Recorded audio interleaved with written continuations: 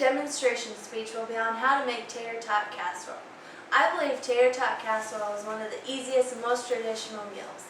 I think it's easy because there's very few ingredients and there's not very many dishes that are dirty.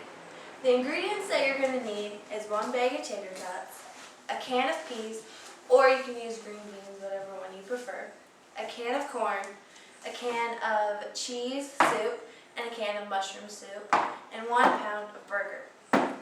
First things first is to wash your hands when dealing with raw meat. And also you need to preheat your oven to 375. And while it's preheating, thaw out the hamburger. Once the hamburger is thawed out, lay it out into a pan. And as you can see here, it's raw. With my recipe, we cook it while the casserole is in the oven. You don't need to cook the hamburger before. Alright, now we're going to mix the vegetables and the soup together. I've already drained out all the water of the peas and the corn to make this just a little bit quicker to show you.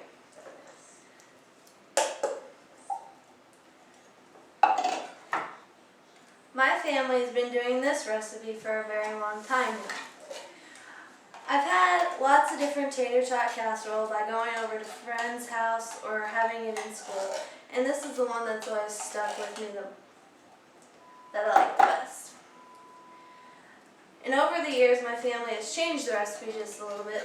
Before, we used to use 2 cans of mushroom soup, but one time my mom mistakenly bought cheese soup, and we liked it so much, so now we do a can of cheese soup and a can of mushroom sauce as well.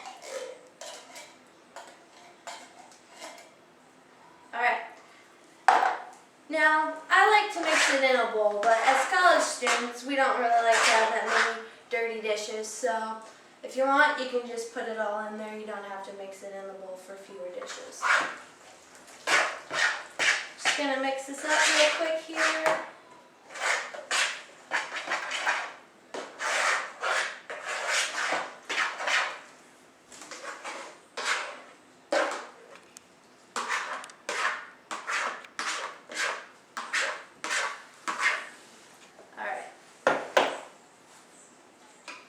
We gotta make sure all the stuff is evenly laid out.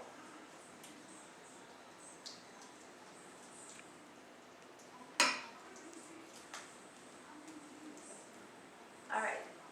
Next thing is to put the tater tots on top. I like to use the full bag, that way I get a tater tot for every bite that I have.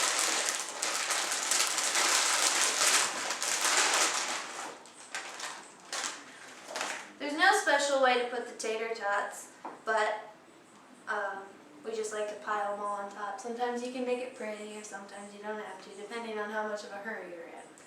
Alright, after you've got it all laid out, you can put it in the oven to cook for about an hour.